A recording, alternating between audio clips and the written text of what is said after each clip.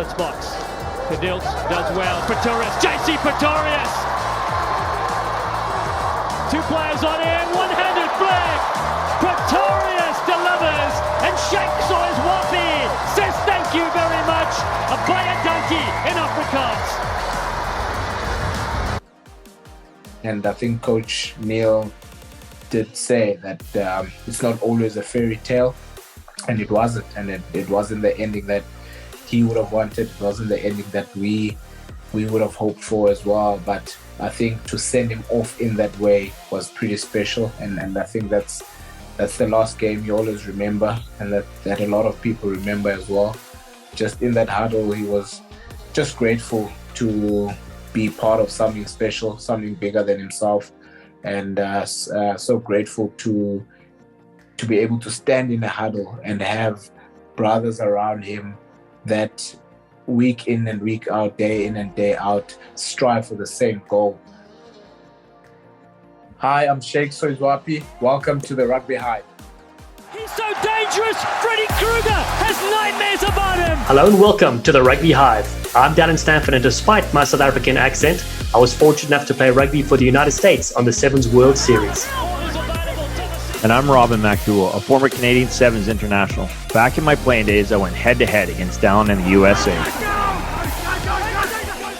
For several years, Robin has coached international sevens for various countries, including Canada and Mexico. He's massively passionate about growing the game across the Americas through his MacDowell rugby programs at all levels. I'm currently a commentator for World Rugby, most recently broadcasting the Rugby World Cup in Japan, as well as the amazing Sevens World Series. More than a decade later, we are teaming up to bring you insights from legendary players and coaches from around the world. All legends have a story. The Rugby Hive podcast is here to share it. Welcome to the Hive. Oh, it's more dangerous than climate change. Hello and welcome to Season 3 of the Rugby Hive. What began as a couple of podcasts having a chinwag has developed into something we thoroughly enjoy, which is talking about legendary rugby players and coaches from around the world. Firstly, we want to thank you, the listeners, for being out there. All three of you are very special to us. We hope you've enjoyed the journey as much as we have. Season 1, it was action-packed with 24 brilliant guests. And then the world opened up again, and we interviewed just 6 legends on Season 2. But some of those included Blitzbok sensation Cecil Afrika, Canadians Dave Moonlight and John Moonlight, the then Germany Sevens coach Jamie McGrath, who's currently with Kenya, 2 commentary friends of mine, Sean Holly from Wales and Aussie Andrew Swain, and then King Jerry Tuwai, the Fijian 2-time Olympian gold medalist and recent Rugby World Cup Sevens winner, was our final episode for that season. And Robs, it has been brilliant. We've got so many guests coming up for Season 3, but let's look back. Season 2, what have you enjoyed, my friend? How have things gone on your side? Yeah, I really enjoyed Season 2. It's amazing that we're kicking off Season 3. Again, just us planting the seed. One of the positives come out of the pandemic, and our real vision about the Hive is that it becomes bigger than us. It's this neutral, positive ground, Canada, US, and now it's kind of global. Got legendary Ben Gollings involved, the England Sevens sensation that's now obviously in Fiji, based out of Australia, and Mike Friday's made a number of cameos, obviously the USA Olympic Sevens coach. We got the Karen Gasbarino, who puts that pen to paper, as writing some brilliant stories over the last 2 seasons. And we've even added Maxine O'Leary, our marketing guru that's been keeping everything professional. So the family's growing. And even outside of that, there's been a number of different people that obviously have been guests on our show that have brought us closer. And hopefully just, the background, what I love is a bit of background for you as well as you get to commentate them now that the world's back rolling. Yeah, Rob, firstly, you've been so great about putting this brilliant team together. It's been amazing because the first season, we never got to see each other face to face because of the pandemic and everything. But then our travels the last 2 years have been brilliant to see each other at all these different events. And again, we were such a good crew. I also want to shout out our sensational partners. They've been instrumental in keeping us going as well.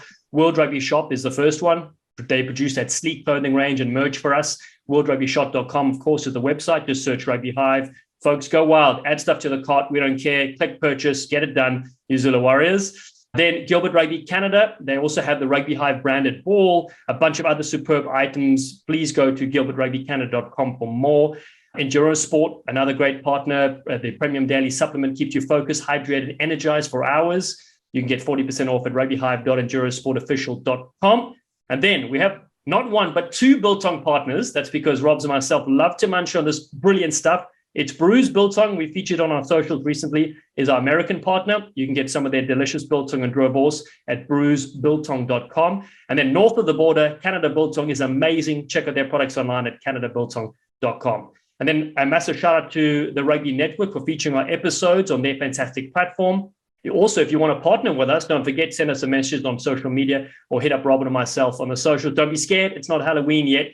And then lastly, I want to mention Myoderm CBD products. Those are for pain and recovery. Plus, they make facial products as well. They sent me a sample pack. Rob's, yours got lost in the mail. Of course, the Canadian address in the woods was not available, but they have some quality items. Very impressed with them, so folks can visit them at myoderm.com. All right, Rob, so I want to switch gears. Let's look back at the year 2022. Give us some of your favorite moments and highlights in the rugby space. Honestly, it's been one of the best years of my life involved with the sport. Obviously, getting married, I think about a year ago. Got to go to Portugal last year at the Tens, kicking off the Premier Sevens, which has been the highlight of my coaching journey. Yeah, and seeing that league blossom. And then again, obviously getting to see you last year in Memphis, getting to work with the Loonies, Kelly Griffin, the legend, who will be featured here in the coming weeks. And just lots of travel, spending a lot of time in the USA in the last 12 months, seeing you at multiple Premier Seven stops, multiple World Series in Canada and the US, just doing what I love all over the world, and getting to, make our rugby world a little bit smaller. And, obviously having Ben on, join the team, and in the time that he joined the team, we talked him into quitting his real job, as I say, and pursue his dream, which is coaching on the World Series, him landing Fiji and culminating, a couple of weeks ago with winning the World Cup, just what that meant to him and his young family. As you said, his 35 kids celebrating there in Fiji last week was pretty special. And then for me, my academy day to day, I got so many future Hive legends coming out of here from across the world, and just thankful it's still mid-July here on Vancouver Island in early October. The weather's still hot, still shiny, and just on the field. But how about that side for you? Yeah, Robs, you're the busiest guy I know. Seriously, you're everywhere doing a million different things, wearing different hats. Also, like you, man, been so busy. It's been awesome. The Rugby World Cup Sevens, which you mentioned, it was so great to catch up with Ben there in person in Cape Town, in my hometown. That was probably, one of the most special events for me in recent times, to go back and see friends and things like that. With the Seven Series, it's kept me super busy. First time I ever got a chance to go to stops in Spain, Malaga and Sevilla earlier this year, and then Toulouse in France. That was sensational. Vancouver was awesome, as always. Good to see you and everybody else, the crew. And then the finale in LA with 4 teams able to win the series. It just makes it super exciting at being part of that. Major League Rugby has kept me on my toes, that's for sure. We had such a busy season. Got a chance to call the final at Red Bull Arena near New York. That was aired on national television on Fox Sports, which is great to see the game growing on that platform. Premier Sevens, as you mentioned, so many epic events. 3 of them. I got a chance to do the Austin event in San Jose. So much fun. I love what they're doing. Can't wait for next year. It's going to be brilliant to see what they got up their sleeve. And then also the Crossover Academy, the American Raptors. Good to see them in the Challenge Cup, call a few of their games, plus the famous Rugby Town Sevens. You scored some great tries and coached some great teams over the years. So that's always one of my favorite stops as well there, But the year's not done yet, hey, Rob? So what else have you got in store to finish things up for this year? Well, just got back from a tournament with my academy boys last weekend, which was super exciting. And Paul Bennett, the king of Biltong Canada, his superstar son, who actually just got nominated like top back in British Columbia this past week and was on fire. So that was a lot of fun, but I got some family time the rest of the month with my wife, going out to the West Coast, doing some fall surfing in the ice cold North Pacific Ocean. And then back on the road to Mexico City, where I've spent many, many years coaching Mexico. So I'll be down for the RAN Super Sevens, helping support the Trinidad and Tobago team and just overall supporting the region. And then home for a few weeks. And then I'm actually getting an opportunity to work with Canadian legend Adam Roberts. I'm going to be coaching with him the BC U18 boys team at the World Schools Games in Auckland, New Zealand. And I haven't been back to Auckland since the Wellington Sevens in 2007. So I'm super excited. And whenever I can be involved with the sport from a pathway aspect with my region and whether it be Premier Sevens or within the pathway within my own country, is super exciting there. And also been involved with doing some talent ID with USA. I've kind of started this Golden Eagle program with Bidewell to find and unearth some talent for the 2028 Olympics. It's a little like kissing your sister, but at the end of the day, I'm loyal to talented athletes and their dreams, and being a part of so many different countries at once really makes my heart full and keeps me neutral, just like the Hive.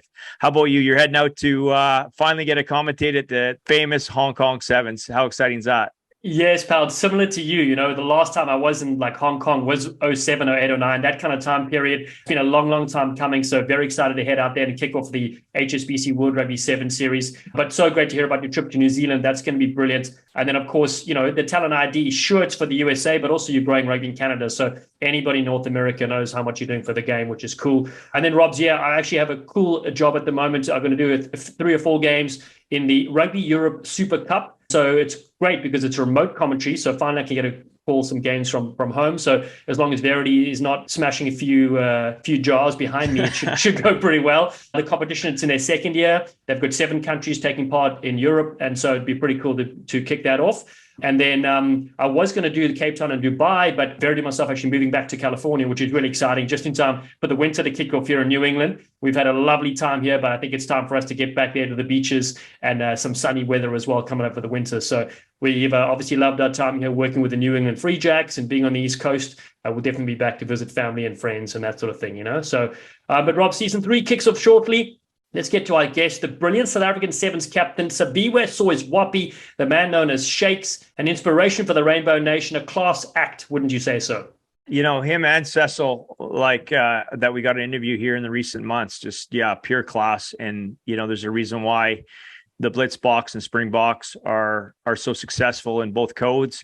And then a credit to Neil Powell, who just obviously retired. The amount of respect that Soyizwapi or Shakes shares in this episode, going to be missed. You know, I think the culture that coach has led for so many years just shines through his captain in this episode. And again, it's that dream, believe, succeed. And, you know, every legend has a story, and it was exciting for Shakes to share it with the world. So he's just a very humble guy, and also loved just hearing his endearing stories about his father coaching him in soccer and just growing up as a small town kid. So he's really inspirational.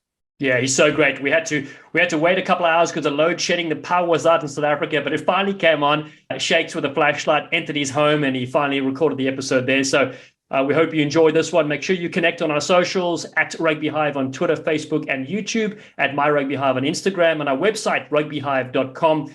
Please keep safe out there, and we appreciate all the support. It's time now for Season 3, Episode 31. Siya Kolisi leads the Springboks, and Siviwe Soyizwapi leads the Blitzboks, the man known as Shakes. We had load shedding on the go, but nothing can stop us joining the Rugby Hive. Shakes, welcome, my friend.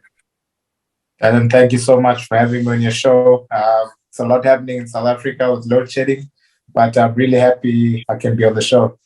It's so good. It's been a long time coming. I know we always get our photo at the 7 series, particularly when you're lifting a cup title. I always jump in there with a little selfie with you, my friend. Now, listen, Robin's a speed merchant, Canada 7 sensation. We want to know, what is your 100-meter speed, your best 100-meter speed? Yes, it actually wasn't as fast as one would think. I know I play out on the wing there, but I think I wasn't even doing any athletics at school.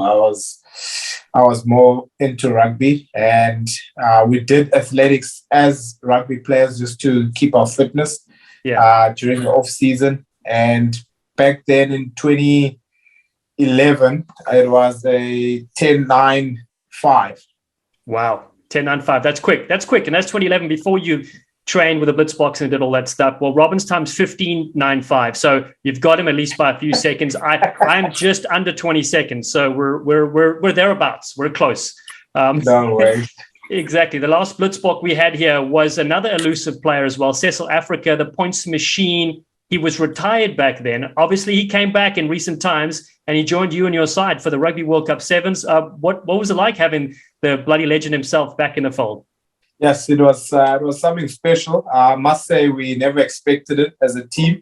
I mean, we went the whole season without even having him throw a line out with the team or anything. So it was just such a surprise. But, I mean, who could have said no to have such a legend back in the frame? And, I mean, Cecil, he brings so much experience to the side. He's played for so many years, still going. And the way he reads the game, always being 2 steps ahead of play, and the vision that he has. Yeah, it was special. And a lot of people don't know the person that he is in terms of how hilarious he is and the energy he brings to the team. He was the oldest guy in the World Cup for our squad, but yes, you would think he was a youngster amongst the group, keeping us all young there. So that's what he brings to the squad, and absolute legend of a player. Oh, brilliant. So it was so great to see, the hair flying everywhere, of course, as well. And then Shakes, another first question I want to start with you, though, is how did you get your nickname? Tell us that story. So in South Africa, I know everyone's listening from around the world. So in South Africa, there was a show growing up. It was called Super Strikers. Dallen, you might know about it. You're South African. And they also had a comic book at the engine garages that in South Africa. So one of the newspapers came with that comic book. My old man always used to get that that newspaper, and I get the comic book.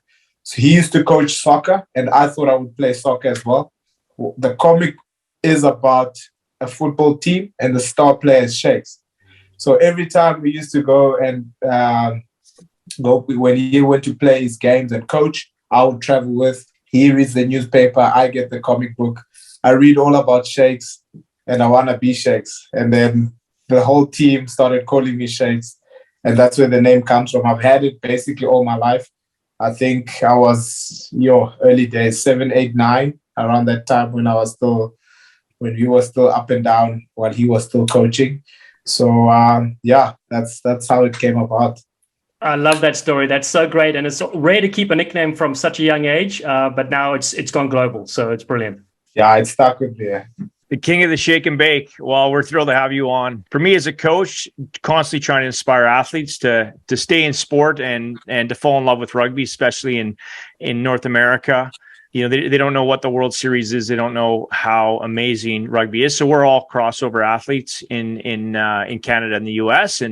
But I know a lot of athletes from around the world are as well. So just like to know, where did you grow up? What sports did you enjoy outside of soccer as a kid? And what was your childhood like? No, I think that's important to get as much Americans into the game. And I love to see how the game is growing on that side as well. For me, I'm from a small town called MacDowell. It's in the Eastern Cape. If you know South Africa, there's 9 provinces, and MacDowell is more towards the, let's call it the rural side of South Africa. And it's in the Eastern Cape, quite a small province as well. Yeah, it's a farm town close to the border of KZN and the Eastern Cape. I grew up there on the little farm town from grade 1 till grade 6.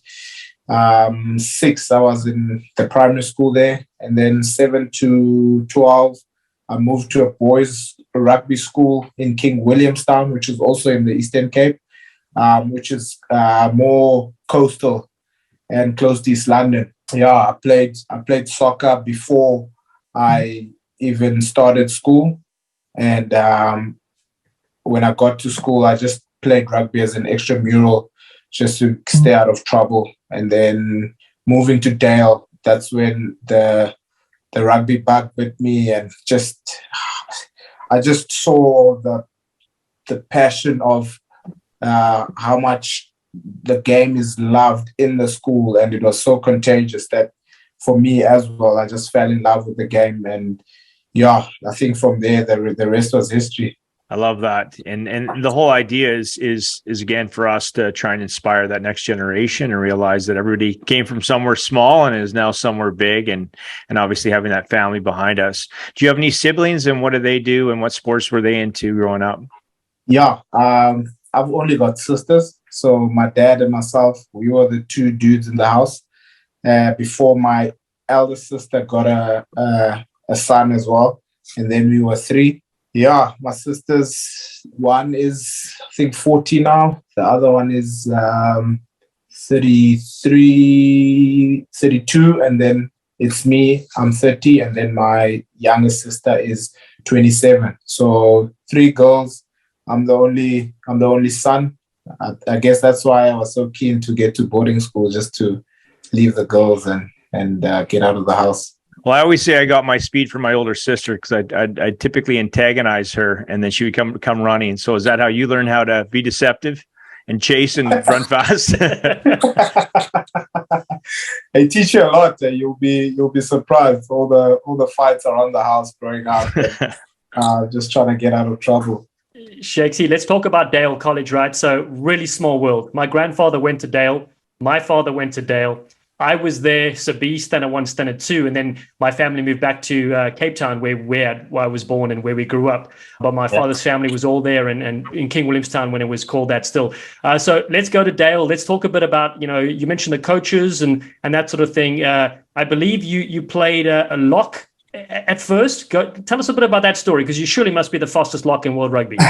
I actually played lock while I was still in Maclear. So while I was actually clueless about what I'm actually doing as well. I was the coach. I think he was more clueless than I was, with all respect, because in a small town like Maclear, you just want the kids to stay out of trouble. That's all. And you just put whatever team together and whatever shape or size of the player, you make it fit. And I guess my shape and my size fitted in the lock position, and that's where I found myself. Couldn't care less. You never even had a game plan, but you just threw the ball around and just ran for the try line. And I definitely wasn't the fastest, I'm sure. But at Dale, it was pretty special. I'll say that's where life started to open up for me. I think the biggest thing was being introduced to the game of rugby and learning so much more about it. I never even watched the 1995 World Cup, which is something big and special for a lot of current Springboks and ex-Springboks. So I really got into the game at Dale, and I played under 15s, 15Bs. I played third team, second team, first team. And I think there's two coaches that I definitely want to mention, and one was my second team coach, Gordon Ephraim, and he's coaching at a different school now and still keeps in touch. He's one of the first coaches that backed me and gave me so much confidence in myself as a person and a player. But I have mostly the biggest contributor to my career as a schoolboy was my first team coach, Grant Griffiths, who's still at Dale. He's not the first team coach, but he's heading things up in terms of sports there. And you might know him, you might remember him. We played in 92, I think, or 93 for Dale. Just a hell of a human being. He took us like his own sons. For me, it was 6 hours to get back home every weekend. All the boys at hostel would leave. And that's the man I would spend the weekend with. And he'd speak into my life and just give me so much confidence in who I was as a person and a player. And most importantly, just got me in love with the game of rugby. And I boosted my self-esteem and just made sure that he made me realize the talent that I have and the opportunities that are in front of me, and that I can literally just go out there and grab them. So Coach Ephraim, Gordon Ephraim, and Grant Griffiths, those are the two. And I think Dale was a special place, and I think there's a lot of other great players that come out of Dale, including Dallen. But you're so right about the role models and the mentors that have provided us everything we needed as young kids growing up. And I think a lot of the South African schools have brilliant quality teachers and coaches. And what was funny back then in the day, it was your teacher would coach your rugby team as well. Where I know in the US it's a bit different, and I don't know what it's like in Canada, Robin, but you have specialized coaches that come in to do the sports. But your math teacher could be your first team rugby coach and stuff like that. So we all had some great ones. But you mentioned the players come through. We only got better at Rondebosch in our latter years when we had Gubani Bobo and Aginga and Samora Sawindler. All three were playing at Dale, and I think they got into trouble there, and then they left Dale and came to Rondebosch, and that's when we started to excel. I think they also learned a lot from Rondebosch. That's also a great school. There's a lot of players, including them, that come out of Rondebosch, and one of my teammates, Zane Davids, is also coming out of that school. So really great school, and I can imagine how Bobs and the boys have contributed to the school as well. And it's funny that Bobo's doing a lot of the broadcasting now, and Hinyani Shamangi too, who was a year ahead of us. So we had a few Rondebosch voices. So our English teacher must have done something right as well. No, for sure. And when did you realize you had a gift, that you had some speed and you were on a certain trajectory with rugby?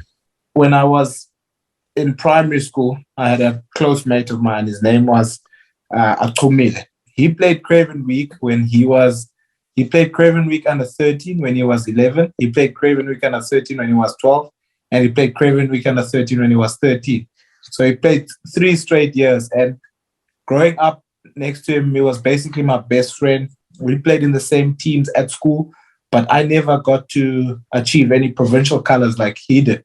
Yeah, he was rugby mad, and they were crazy about rugby at his home as well. Dad was in the Department of Sports. So what he achieved at such a young age, that's what I always wanted to do as well, just to at least achieve provincial colors. And it never happened for me. I went to Dale. I played 15Bs. I played third team. And in grade 11, I was 18 in grade 11. So that was literally my last opportunity to make a Craven Week side or play at a provincial level. And I played trials that year, and I was almost giving up on the game of rugby because I didn't make that Craven Week side nor the Academy Week side in 2010. So it was until a player got injured in the academy side who was playing off the bench as well. So they were like, yeah, let's give this guy a chance. So I got my opportunity then. And how it works in South Africa at the Craven Week and Academy Week, I played in the Academy Week. The bench and the reserve guys, they get to play the first game. And then the second day at Craven Week or Academy Week, the guys, the starting players that were selected to start, they get the opportunity. So the first game I got my shot, and I was like, here's my opportunity. I'm playing Academy Week. This is all I've dreamed about. And I think that's where things kicked off for me. Great tournament. I ended up playing all the games, played SA Under 18 end of that year, and then got opportunities at provincial level to play for local teams. And I could have gone straight to the sevens as well, but I took a different route because of my mom basically said, whatever you do, you still have to study. So went to Port Elizabeth, played for the Kings where I could still be at the university. That year for me was like when I realized that I can actually do something on the field and the team could rely on me, you know. It was just great to be part of a team, you know, and to be able to share those moments with the team and guys that are unbelievably skilled and have such pace and so many different attributes, and to put that together, it was so enjoyable. And I think that's where things kicked off for me. And I never looked back since. Yeah, Shakes, let's go to that. You know, so Super Rugby, obviously, as a young South African, you watch Super Rugby, it's like the ultimate. You got a chance to play that early in your career. Tell us a bit about that experience. And you mentioned that level up. So what was it like then? You representing the Southern Kings, I think, at that time, right? Yeah, the Southern Kings got their first call up to Super Rugby level in 2013, and I was fortunate enough to be part of that team as well. It was daunting. It was scary. I was 21 years old. We were doing well at the academy, under the Kings Academy under 21s, and myself and Sergio got the opportunity, Sergio Peterson, to go play at the highest level, so to call it. Yeah, yes, it was so different. I mean, as I said, very daunting. I remember I played against Brian Abana at Newlands, and that was like the scariest game I've ever played in my whole life. I was a kid and I knew all about Brian. He was my role model. He was my hero growing up. I think most wingers in South Africa aspired to be the next Brian Abana, and I was so intimidated, but that just went great. I mean, the Kings, they also didn't have a bad run that year. We enjoyed a couple of good contests. We never really had a lot of victories. However, it was just something special and something different to have and to be part of. And yeah, it was just I just realized there again that there's just no limits. You can just go to the next level. You can just keep going and aspiring to play at whatever level that you dream to play at. And a lot of South Africans growing up, their dream is to put on the green and gold. And for me, that was just that's what I was pushing for. And it was so special. Ended up with 7 caps for Super Rugby. And that earned me and a call up to the Blitzboks as well. Yes, exactly. Now, before we get to the Blitzboks, obviously Brian Abana, a rugby legend throughout the world, not just in South Africa, more dangerous than climate change, if you will.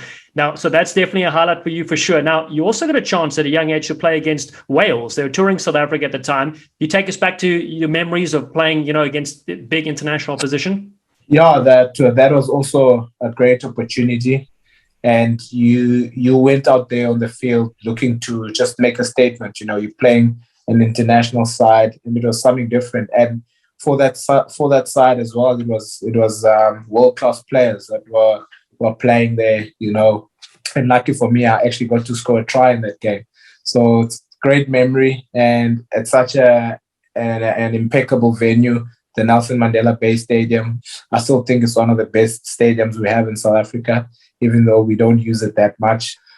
But yeah, I think Wales were a good contest. And I said we were still more in a building phase with the Kings at that time. But I think we gave Wales a good run, and it was just a great brand of rugby that we played at the time as well, even though it wasn't winning rugby, but very enjoyable. And yeah, it's just great memories living it again today, and just looking back at such opportunities. I'm so grateful, and I look back and I'm actually happy to have created such memories.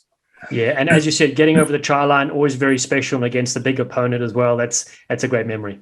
No, for sure. I think it was actually an overlap, but I think looking back... Don't tell anybody here. It was a 110-meter effort. You beat 14 people on the way to score. Yeah, looking back and just thinking, okay, no, you played Wales, an international side, and just reminiscing about it, you always say, okay, at least I dotted down there in that game. Let's switch gears to sevens. And prior to your 2013 call up to the Blitzboks, did you play any sevens when you were growing up, and how were you spotted? It's something that's only getting into the schools now, the game of sevens. But for me, we played the 15s game, and then from there we only played sevens towards the end of the year, and that was the only opportunity where and it was never even like taken seriously. You would have guys who played prop in 15s, and they would just head over and join the sevens game as well towards the end of the season.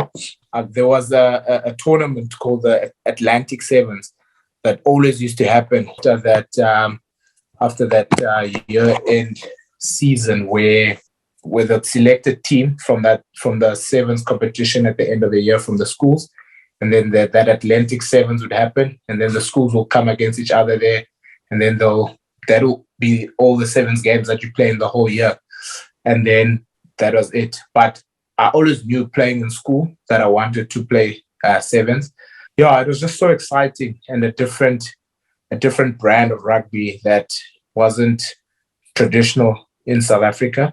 And yeah, I just always knew that I wanted to play, and I had the option to play sevens immediately. But as I said, I think education was to be able to go to university. That was something that my parents wanted me to do. So I took that option. But I think while I was still at the Kings as well, I kept throwing that line to the national side and almost begging for an opportunity and working hard towards that. And eventually I moved from sevens in high school, a bit of 15s after school, and then in 2015, end of that year, moving to Stellenbosch to play a bit of sevens. And what was it like when you got fully immersed into the Blitzboks environment and committed to sevens? It was very different, and it's actually something that I've never experienced in my life before. It's a place that's pretty hard to move away from, and I think our is a great testimony to that. It was a hard decision for him to make, but a decision that had to be made. But yeah, for me, moving to a place where the standards are so high, the culture it's embraced so much, and yeah, it's just. And I've played in teams where there is culture and there's culture talks, but never been to a place where the culture is lived out so much, and the standards are just so high, and yes is yes, no is no, a group of great human beings that work so hard to achieve great things. So yeah, it was something different for me and a learning curve, personal development as a person, as a player, as a leader. So yeah, it was just almost a learning journey and a journey of development and growth, and that's what it's been. And as I said, it's just a tough environment to move away from. And how would you describe the Blitzboks culture and environment on and off the field?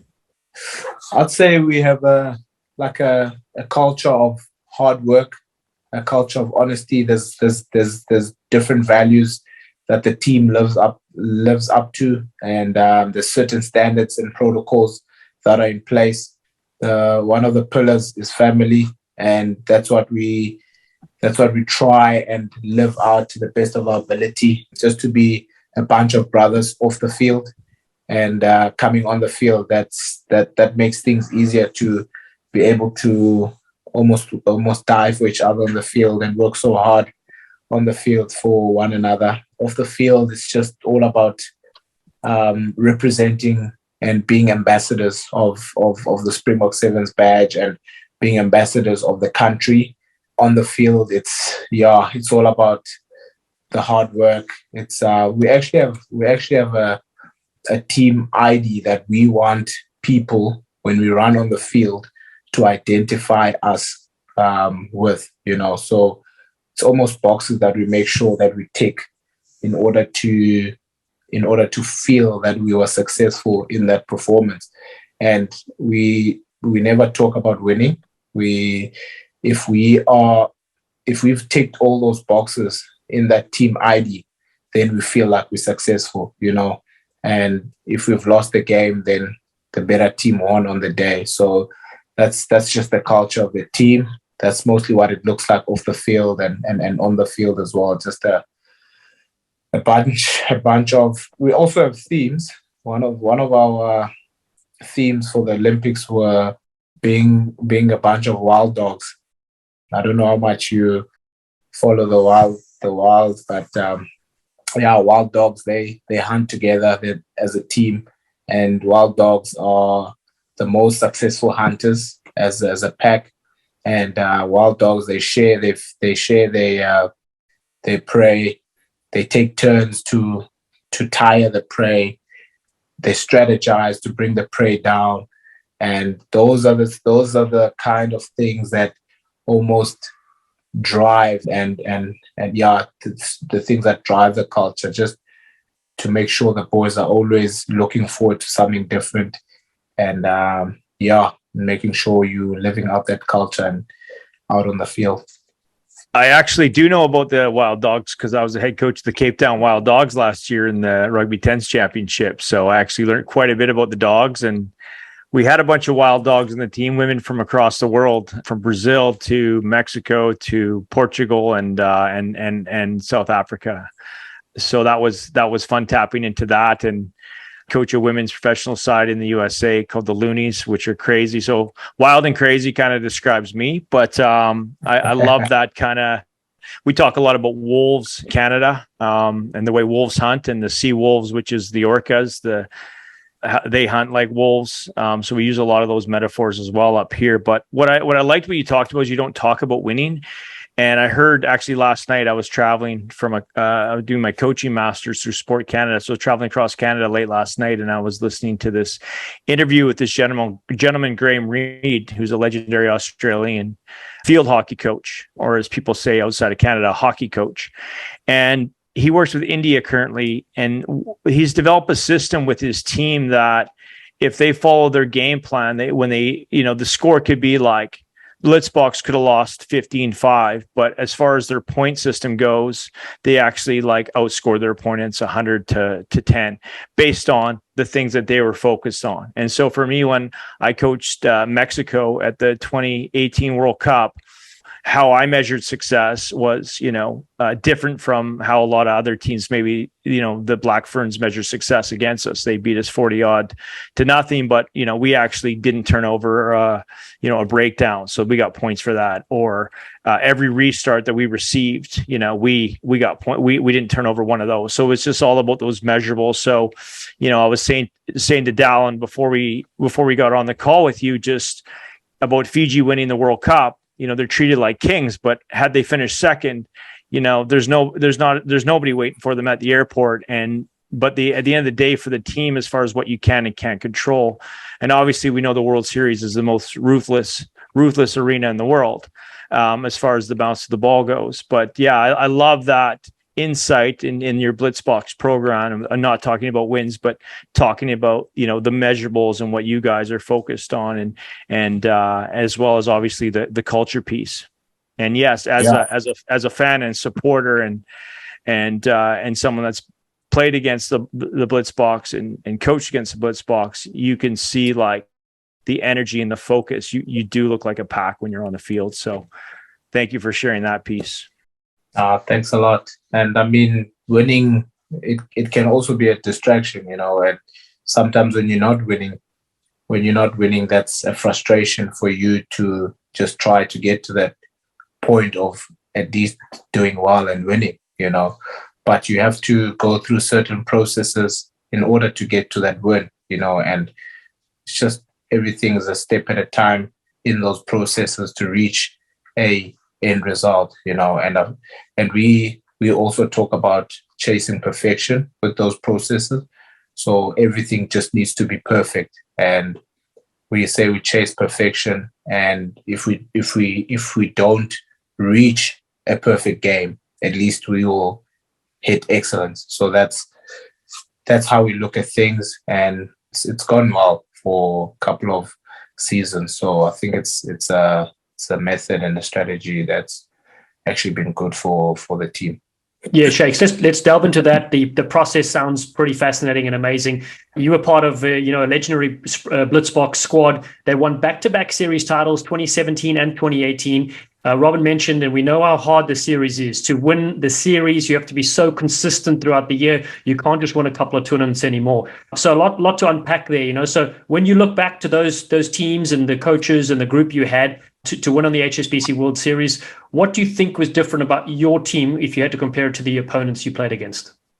I think first and foremost, it was just a great bunch of rugby players, really talented individuals and just great players, good people as well.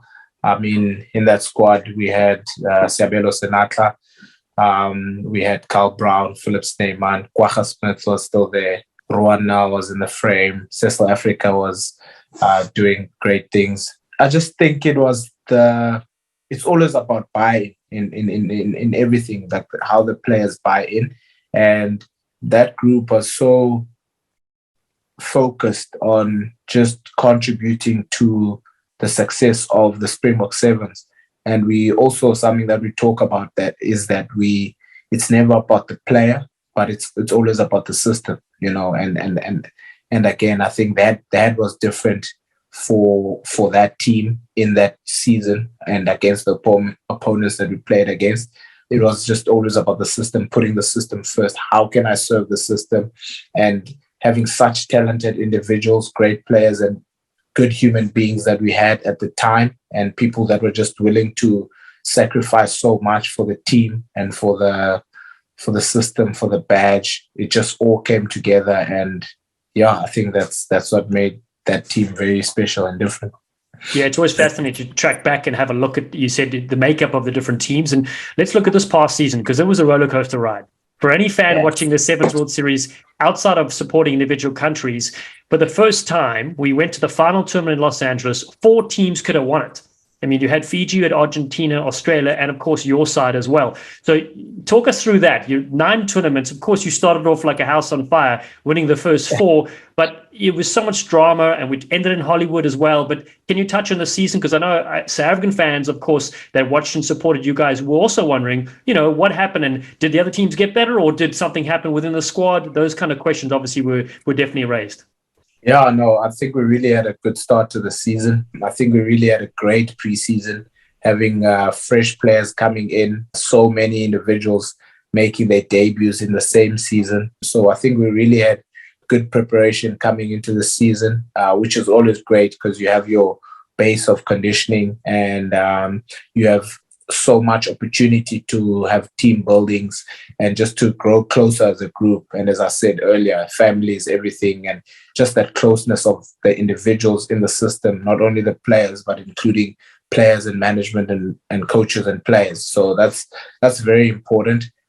And then, the talent of these guys, it's just something that just is always there. Like the skill level is so great. And the academy system of the Blitzboks, I must mention, is a great feeder system to the Blitzboks.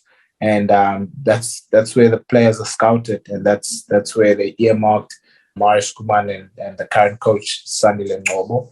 They earmark those players at a school level already, and some of the players who are playing at a Currie Cup level or a 15s level, they also get earmarked and scouted and brought into the frame through the academy, where they keep developing until they get onto the world stage. And when they do, it's almost a seamless transition. But coming back to the season, I think, we hit the ground running in Dubai. And I must say the teams did get better, for sure. I know all the teams, they're very competitive. And part of that competitive spirit is analysis on the game. So they watch your games, they watch the different strategies that you throw out there and try to counter that. I know all the countries do that. And it was just different combinations, I think, also played a factor for us. You have such consistent selection protocols, and having almost a base of players that start your games and start your tournaments. And then you have tournaments where a different group has to start those tournaments, or a different individual in a certain position has to slot in and offer a different combination for the team. So a lot of that, it plays a role in how things flow in the tournament. So I think in some tournaments, it really went well with a player just slotting in seamlessly. However, in others, it was just almost like, we still have to get these players just to work well together, and this team that's been selected for this tournament just to gel well, And I must say, I think there was a lot expected from going 36 games on the trot, from the supporters, from the media, the fans, and the world at large, and you never know if that's something that plays in a player's head within the team or approaching a certain tournament. But I think the main thing is just how incredible and how competitive the HSBC World Sevens Series is, and how teams like Canada have improved immensely. And we've played a couple of times against them this season, and I'm sure you've commentated on those games, and it's just been such a contest.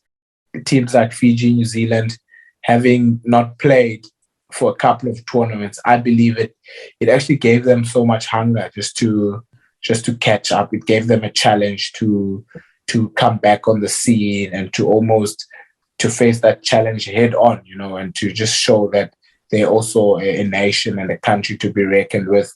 I think that really fueled their fire. New Zealand came back onto the circuit, and they were keen to go, and it just showed that the time away and the time they spent as a group worked in their favor a lot. And I think something else that people forget, I know we did well for a couple of tournaments, but some of the players, they actually experienced a loss. Like the first time that losing streak happened, that was the first time that the players had lost in a Springbok jersey. So it was something different for them, and it was something that they had to navigate around, because, okay, for them, and they are players that played 1 or 2 tournaments, or 3 or 4. So after 3 or 4 tournaments, you're like, okay, this is what a tournament looks like. I go there, I play, win all the games, successful, let the trophy go. So now randomly you just get shot, Achilles heel, you get up your first loss. It's something you have to navigate around. So, and it was not a challenge, but it was a great learning curve and a task as leaders of the team to be able to work around such things. And yeah, so very interesting season. And as you said, and as everyone knows, very inconsistent, up and down, but really competitive on the world stage. And as you said again, Dallen, just getting to LA and having so many teams potentially winning the circuit was truly special. And hopefully this upcoming season offers the same. Yeah, I mean, you couldn't have written a better script for that at all. As a fan watching, as a broadcaster involved in the game, you want that. You want every game to be meaningful. And I know it's sometimes a cliche. People say there are no easy games. Well, there aren't these days. And that's the amazing thing, like you saw in LA against Wales. Wales hadn't beaten South Africa in a decade. And they pulled out a brilliant game. And that's why, in North America, it's so exciting to have sevens as such a top sport, because anything can happen in 14 minutes. If you happen to be off your game, you can beat anybody. And I just want to touch on that one point, though. So your Commonwealth gold medal champions, you guys took out Fiji in the final. South Africa did 31 points to 7, an unbelievable effort, and then it's tricky because to be consistent, neither Fiji were consistent because they never won that tournament, but they won the Sevens World Cup. But let's go back to the Commonwealth Games, because that was probably the amongst the best display I think South African fans have seen in a Blitzbok jersey. You've navigated the roller coaster that was the series, of course, but take us back to that special event and obviously, your relationship working with Neil Powell. Tell us a bit about that as well. Yeah, I think that was one of the best pre-tournaments preparation that we've had. And we get a lot of confidence from our preparation, so we love that. We enjoy the process, as I said, just banging away and just going through the strides of what's expected in that camp. So it's always different. Again, the format but that's all coaching and management department. But I think we really worked hard. We prepared well. We spent time as a team for most of that camp. That's something that's very beneficial, to just be amongst each other and spend time amongst each other as a group.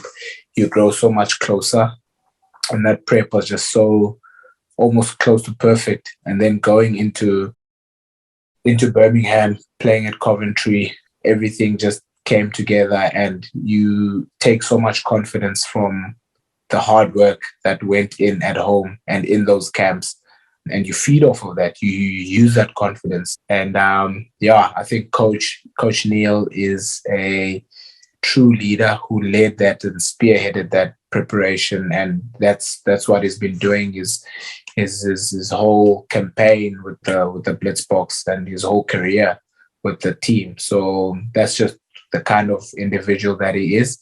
So good to work with him, and such a great leader. And I always make an example of how he leads by his actions and not by his words. He'll be the first guy to do the dirty work that needs to be done. And going on tour, you need to pack the bus, and he's the first person down there at the bottom packing the bags of the players and making sure that everything is checked out on the management traveling luggage. So the values that he lived by, as a human being, those are inspirational. Those are values that most of the players look up to.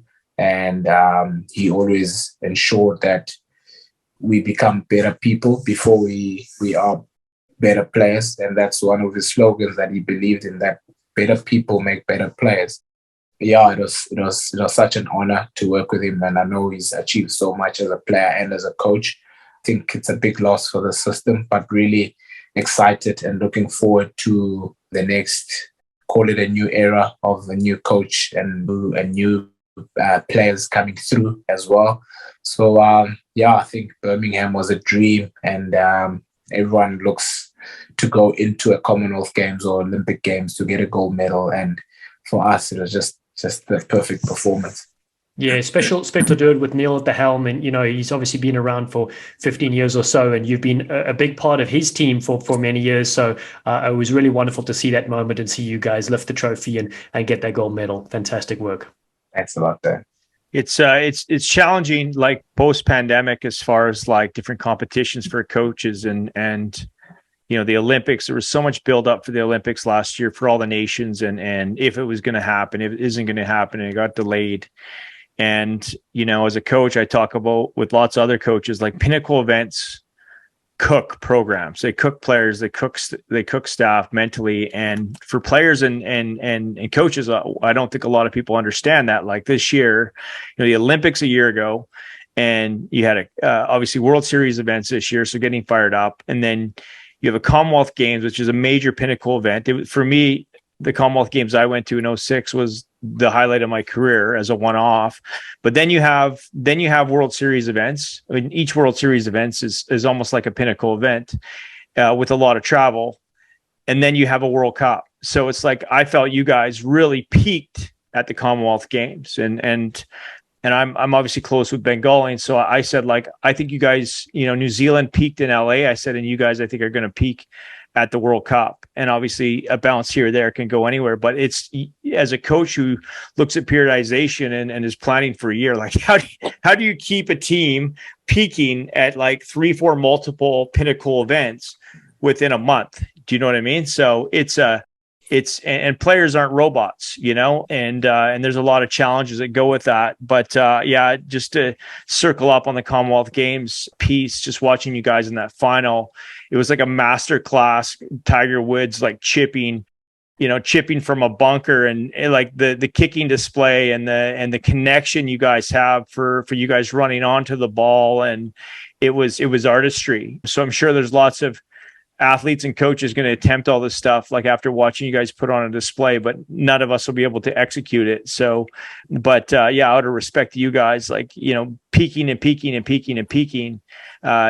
very, very challenging when your bodies are traveling and getting abused. Just segueing into obviously the amazing Cape Town Rugby Sevens World Cup. Could you take us into that final huddle on day 3, with it being obviously Neil's final match as a coach for the Blitzboks, and what was that like as a journey and emotionally for you guys as a family? I think firstly, Fiji will definitely be able to pull off anything, because they can pull anything out of a hat. It was really a tough tournament here in Cape Town. I mean, playing in Cape Town, firstly, there's always high expectations on the team, and there's a lot of pressure on the team to do well. First and foremost, I think going into Cape Town is always something different. South African public, the media, the supporters, they love their rugby, and we are a rugby-loving nation, and we're so passionate about the sport, and we love winning so much. So it was always going to be a massive event, and it being a World Cup to add on to that, and a World Cup on your home soil, it was always going to be massive. So we had obviously lost on day 2 against Ireland in the quarters, and then we had 2 more games to go. And that last game against Samoa, we basically, everyone knows the format. It was cutthroat, and we lost our game, and so we were out. So and then we had that last game to play, and we all knew that it's the last game that we were going to play under Coach Neil. So it was always going to be a massive game, and just to almost send him off. And so that game really went well, and the boys put their bodies on the line. We played the way that we had a performance that we were looking for from day 1 already. We had a performance that we were looking to have throughout the whole World Cup and throughout the whole season, basically, at a consistent level. So it didn't happen. And I think Coach Neil did say that it's not always a fairy tale. I think with what you mentioned as well, that players aren't robots. It's not always going to be perfect, and it wasn't, and it wasn't the ending that he would have wanted. It wasn't the ending that we would have hoped for as well. But I think to send him off in that way was pretty special, and I think that's the last game you always remember, and that a lot of people remember as well. Just in that huddle, he was just grateful to be part of something special, something bigger than himself, and so grateful to be able to stand in a huddle and have brothers around him that week in and week out, day in and day out, strive for something similar, and something not even similar, strive for the same goal, So that was the gratitude that came from the words that he articulated in that circle, and obviously very emotional, and I don't blame him, and we spent so many camps and so many pre-departure camps and tournaments together, and you form a bond, you grow close, and there's a player-coach relationship. All of that plays in your head, and towards the end of the season and going into the World Cup, he started to realize that it's his last time flying to London. It's his last flying to London with the Blitzboks. It's his last time having a captain's run. It's his last time doing a warm-up. It's his last time running next to the field and sending the players on the field. So there was a lot of loss of things that he did for the last time before he wrapped up. And I think that's also what made it a bit emotional to know that, okay, this I will not do again, and it's something that he holds so dear to himself. And I think just a special message that he left with the players was just to play to the best of our abilities and potential as a group, always, just to make sure that with all the games that lie ahead of us with him in his absence, that we just play to the best of our ability and to our potential, and that he'll continue following us and obviously keep in touch. And the other theme that we have in the Blitzboks culture is that you can leave the team, but you're always part of the family. So Coach Neil will always be part of the family. And we'll probably be in Cape Town for the Cape Town Sevens, who knows? So he's always part of the family. We still have his cell phone number. We're still in touch with him. So a very special moment at the World Cup. And we were actually thrilled to be able to send him off with a win and the performance that we displayed out there for him. Yeah, Shakes, that was beautifully said by yourself as the captain. And it's kind of tricky, as a player, you don't always know when your last game is going to happen. You could be injured and you may not come back, or you might not be selected, or that sort of thing. But, he knew as a coach coming up, that's probably, as you said, why it was so much more emotional. But I remember watching that last game at the Cape Town Stadium, and then afterwards with his family was there. They jumped onto the field with him. He gave each one of you, obviously after that long huddle, a hug, and tears were going down. And you share so much in the game of sevens because it's such a small group as well. And you could see how tight you guys were as a family, and I'm very happy you were able to at least send him off on a big one against that Samoan side there. Switching gears a bit now, we mentioned the two coaches you coming in as well, a new era, Sandile Ngobo and Philip Snyman leading the charge. Can you give us some words about them and what you expect they're going to bring to the program? I played with both of them, both Philip and Coach Sticks. I think firstly, great individuals, really great ambassadors of Springbok Sevens. I think those two as players, they were the standard of what the culture of the Blitzboks was. If you had people who lived out the culture, you would just look to them and you would get it. Unbelievable players. Philip was the captain of the Blitzboks as well. He actually was the captain before I was. So and I think when they stopped playing, they obviously invested a hell of a lot to just grow and learn so much more about the game. They they also were both captains and leaders in the side. So they already read the game at a high level while they were playing. And obviously there were hints that they would be great coaches one day, and unbelievably happy for their achievements, And I think their leadership is just something that stands out. And I believe that they will take the baton over from Coach Neil, and they'll run even faster, something new, young, and exciting. Such hard workers as well, Coach Dix is he's really passionate and such a hard worker, loves a lot of analysis on the game, similar to Coach Neil. Those two got along in terms of that, shared so much about the game, great conversations, and Philly exposed himself so much more to the game, moving over to Germany and giving himself the best chance just to grow as a coach, and making sure that he's just at a level that will be required to be able to lead the Blitzboks as well. So we're looking forward to working with them. We've already had a camp this past week up in Middelburg, just getting away and having 3 objectives with that camp, having juniors that haven't tasted the circuit level, just not necessarily to play on the circuit because it wasn't on the circuit, but for them to get game time and to play a bit. And then secondly, just to have seniors out there, the likes of Justin Gadult, who's almost close to getting back on the field, who's been around the block as well, just giving back to the system and giving back to those players as well.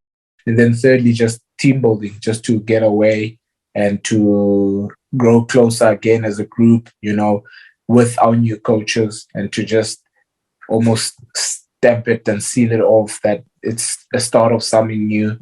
And it was great, and we can already see the energy in the group, the synergy amongst players, and the synergy with the coaches and players that is being created. The start of something special. So yeah, I think really great individuals, great human beings, hardworking men, and really excited to work under them.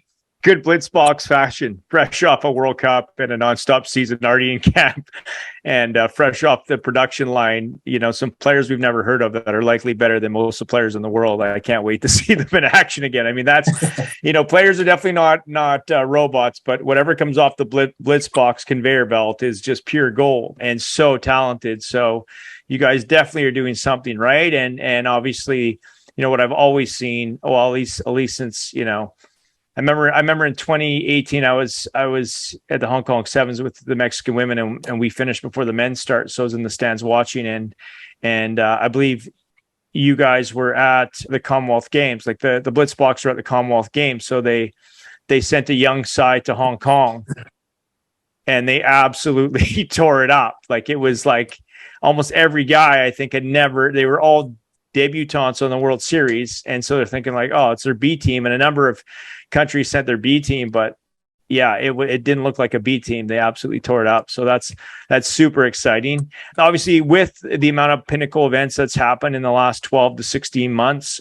with obviously World Cup, Commonwealth Games, and Olympics, what does the future hold for you? Do we get to see you carve it up for the next few years, or what does that look like? I think in the beginning of the podcast, I touched on how special it is to be part of the group. And I can genuinely say that it's a system and a culture that you won't get anywhere else, not in 15s. I doubt if you get it anywhere else in the world. It's just something special. And for me, it's something that I still want to hold on to, and obviously the roles will change. There's young boys coming through, and again, I'll attest to what the system and the culture is all about. It's never about the player, it's never about the individual, but the system. So for me, looking to stay on, play a bit more on the world circuit, really enjoy playing at that level as well. I'm not sure if I'll play as much as Branko de Priya, those on almost 100 caps now, tournaments.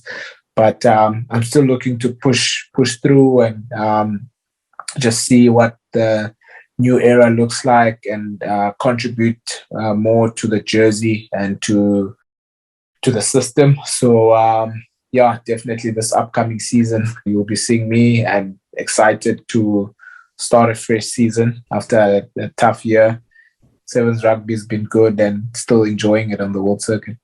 Yeah, Shakespeare, I've got to get a few more one-liners for you ready. So let me start penciling them in. Yeah, please. I'm looking forward to that one. I'll do the thinking. I'll do the thinking from now already. Thank you. All right. So as we closed in the last few questions, we've got some favorites for you. You've obviously been around the World Series for a number of years. What would be your favorite sevens venue of all time? I'll have to be biased, say Cape Town, but there's really great venues around the world, like Hong Kong. It's amazing to play there. It's good to play in Sydney. I always enjoy playing in Sydney. And the BC Place in Vancouver is also one of the good ones, but my favorite is Cape Town, South Africa. Picturesque Cape Town. I love it. And it's nice how much the World Series teams have embraced the Vancouver Sevens. I never would have thought as a kid or even as a player that we'd ever host a World Series event. And it's been amazing. And obviously the Blitzboks lift the trophy just about every year in Canada. So that's wonderful. And who would be your favorite sevens team you've played against? Who's the one you respect the most and you get up for? Respect. I think there's really competitive sides. Our rivals are New Zealand and Fiji, and I think those two I'll answer and say it's New Zealand and Fiji. But again, it's so competitive on the circuit. But I think New Zealand and Fiji are. Yeah, Titanic matches. All right, now, very difficult one for you. You have to name your South African Sevens dream team. So, Shakes, you can either choose players you played with or players you've watched as a youngster growing up. So you have to choose 7 players that make your South African Sevens dream team. Okay, I'll go loose head, Chris Dry, the up-and-coming commentator. Yes. At hooker, I'll definitely say JC Pretorius, teammate of mine currently. Tight head, Zane Davids. Sweeper, it's a tough one when it comes to the playmakers, but I'll say Roscoe Speckman at sweeper. And then 10, I'll choose 2 if I'm allowed to do that. Okay, who you got? I'll go Sullivan Davids and Cecil Afrika. Wow. Yeah. And then at center, I will have to. Yes, this is hard. This is so hard. There's been so many great players coming through, and let me pick Werner Kok. Yes, Werner Kok, the Lion, of course. And who's your winger? Siabelo Senatla. Oh, who came to watch you at Cape Town recently as well before he was playing there, carving it up. What a team. What a team. I think that the team has grown over the years, and it was really hard to. There's legends in the game, and there's players like Mzwandile Stick, who's been part of it, Fabian Juries, even our current the previous assistant coach Renfred Dezal, who've contributed well. Marius Kuman played as well, so it was hard. And there's legends like Dusty Noble who go way back, so it was hard. But I really think the game has grown, and most of the players should come from almost the most recent and current players. Yes, I agree with you. Okay, now another tough task. The players you've played against on the Sevens World Series, you're going to choose a dream team from the opponents you've faced. Oh, my word. It gets a bit tougher. Loose head, I will go James Rodwell. At hooker, I will go Phil Burgess. 2 English guys. Yeah, that's rare. Tight head. Actually, I changed my hooker. It's DJ Forbes. Oh, you just dropped Burgess. Damn it, he's out. He's out. It's gone. Tight head, I will go with Yes. Actually, not sure if you played loosehead or tighthead, but Nasoko, the Fijian, sweeper, Jerry, 2 wide. At fly half, I have to go with. It's always tough when it gets to the jockeys, eh? The jockeys. I can't believe we haven't been named yet, Dallen. Yeah, you can't select Robin or myself. I forgot to say that initially. I was lucky enough not to have played against Dallen. That's right. I'll come back for the fly off. Yeah. I think 12 would have to be Sione Molia. So good.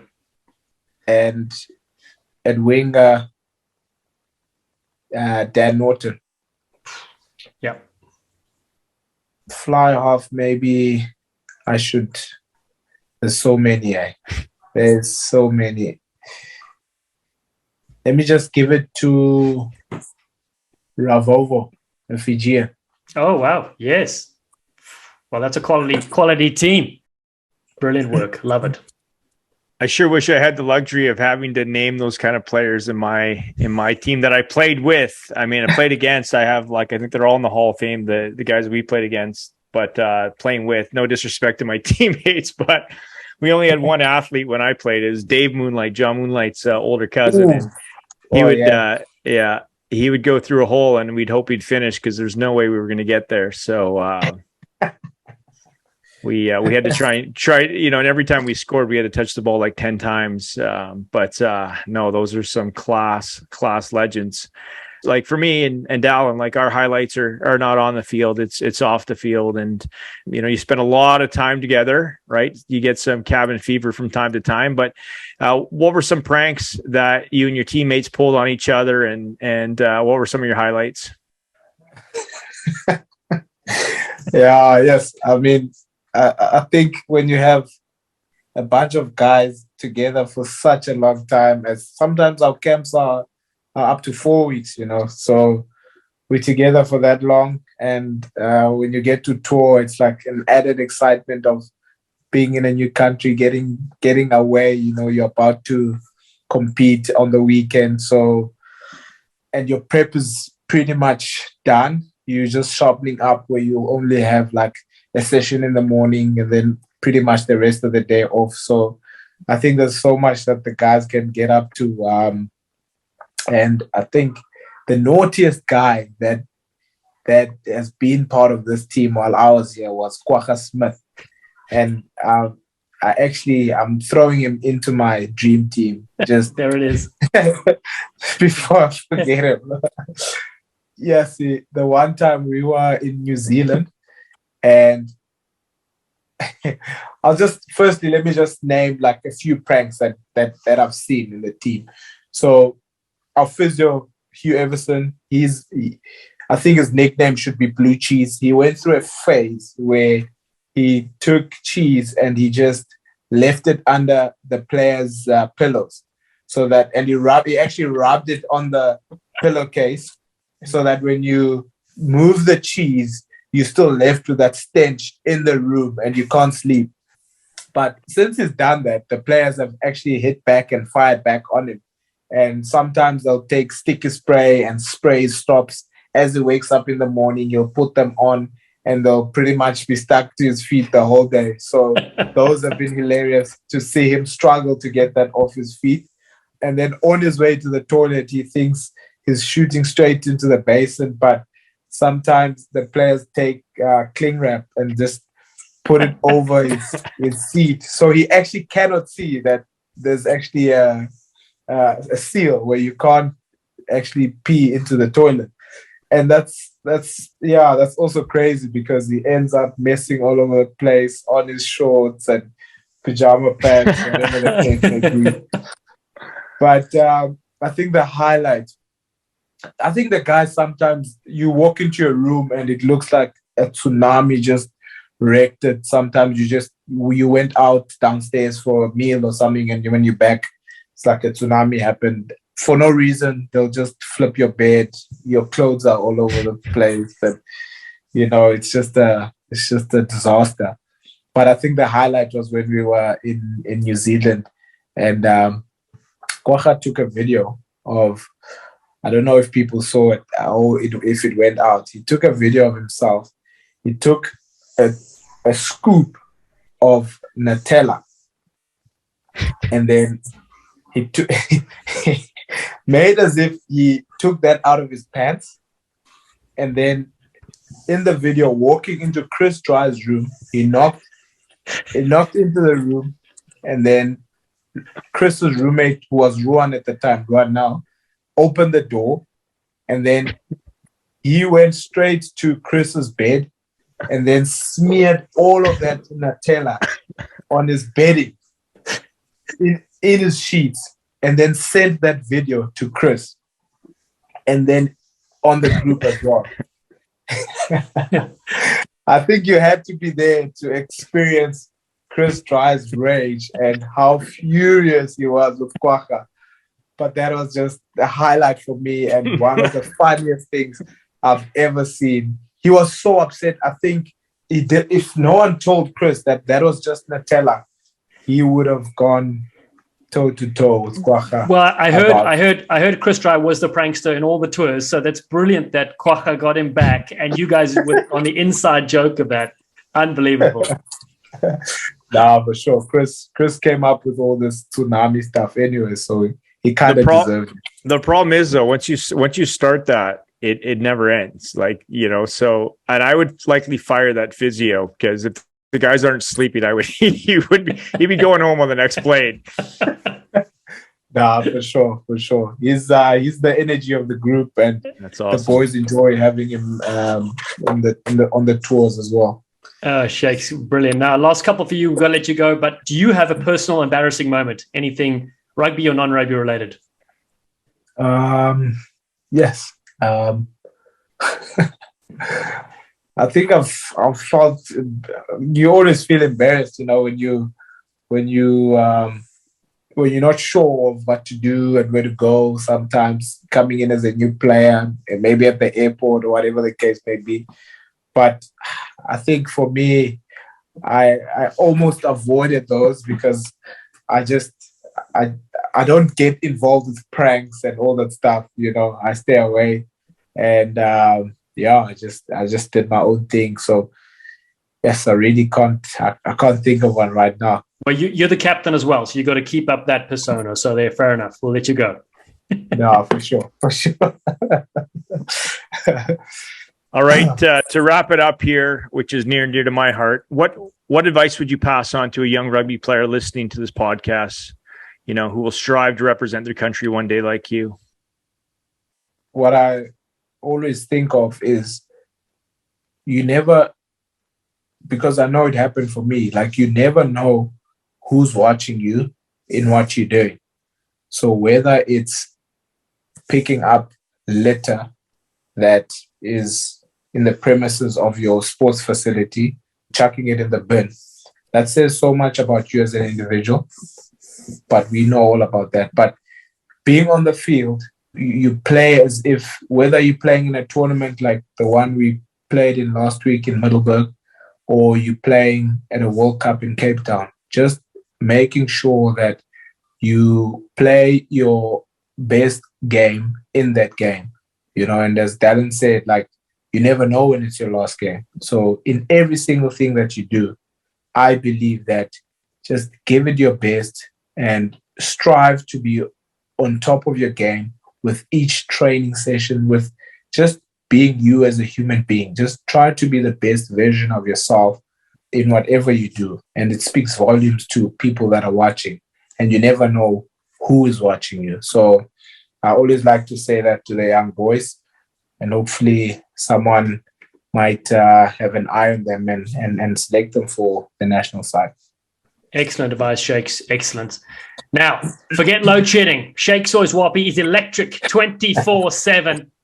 Boom, we're out of here, my friend. Thank you so much for your time. Bloody brilliant to get your insight on what's been an unbelievable career so far. Lots more highlights to come, buddy, but really, really cool to hear from you, Shakesy. Thanks a lot, gents. I appreciate you guys for having me on the show. Really enjoyed it. You're the man, my friend. We can't wait to see you in the series again soon. We'll see you in Hong Kong.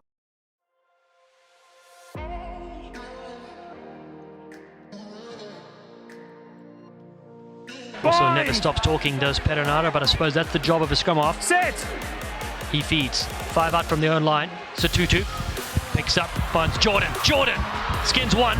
Back to Hoskins Satutu. Here comes Perenara. Back of the inside. Barrett!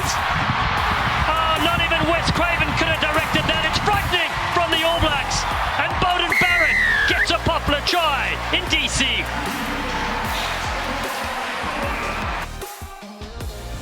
Thank you for listening, you sleek sensations. If you haven't already, please subscribe to Rugby Hive Podcast and catch us on all the socials at Rugby Hive. We appreciate your support. Be safe out there, and we'll see you soon.